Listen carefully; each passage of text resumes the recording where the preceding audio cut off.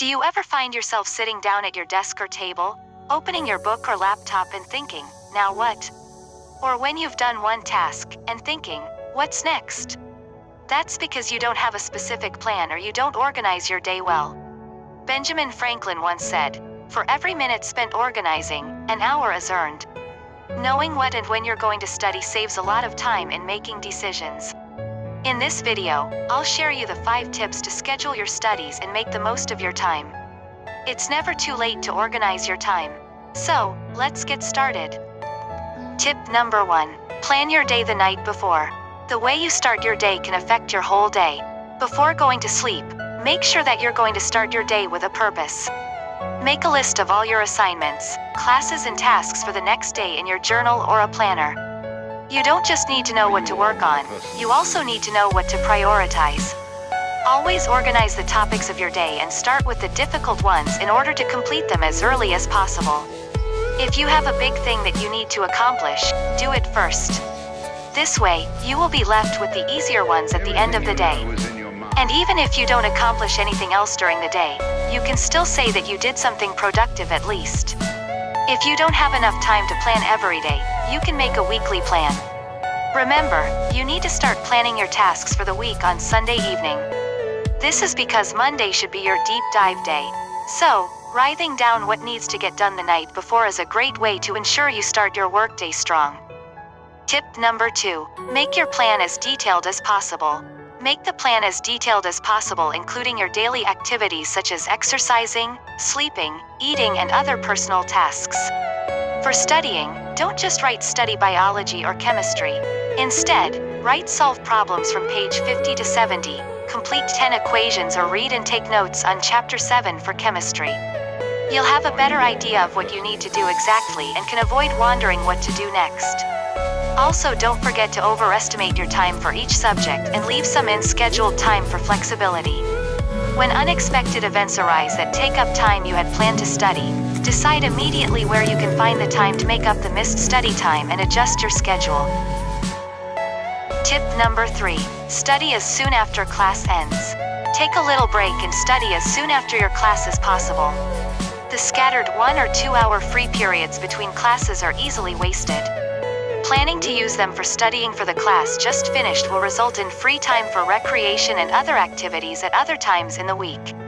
1 hour spent shortly after class will do as much good in developing an understanding and memory of materials as several hours a few days later. Recopy your notes while they are still fresh in your mind. Fill in the gaps. Start doing your assignments while your memory of the assignment is still accurate.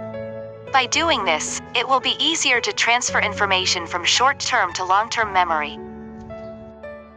Tip number 4. Use the mundane. Spend your time listening to audios or exposing yourself to external wider reading and lectures whilst doing your mundane activities you can't avoid, such as brushing your teeth or having meals. These little 10-minute bursts can add up to another 20 hours of study and enhance your exposure, leading to better understanding. A commute can also be an excellent opportunity. Putting down your phone on the train or bus and using that hour to read the core textbook is invaluable. You should revise the concepts rather than reading new topics, which might require you to note down. When you revise, use flashcards or mind maps. Or you can also keep thinking about the problem which you found difficult while studying. As you keep thinking about the problem, your subconscious mind takes over and you will get the answer sooner. Have you realized that you kept thinking about the answers of the problems during the exam, but you were able to crack the problem after the exam or when you went home? The last tip is to reflect and track progress.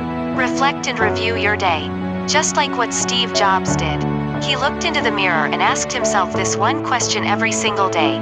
If today were the last day of your life, would you want to be doing what you're doing? And then he said, whenever the answer has been no for too many days in a row, I know I need to change something. By doing this, you understand what you want, you can course correct yourself to reach your goals, and you will become a better person as day goes by.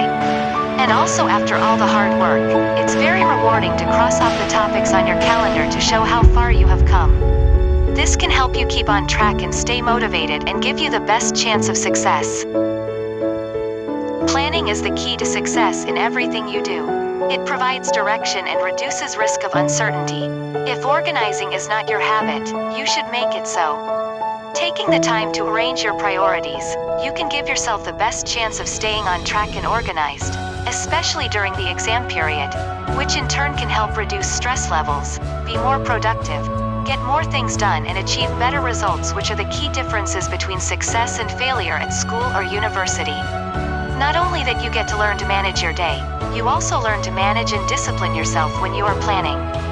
Once you create your plan, make sure you stick to it. Creating a plan is useless if you don't follow. So, either you run the day or the day runs you. Was it the voice? Was it the fire burning in me? All of the noise turned into choirs of harmony. Left me with the pieces of forever that you broke. But since you left me alone, I've been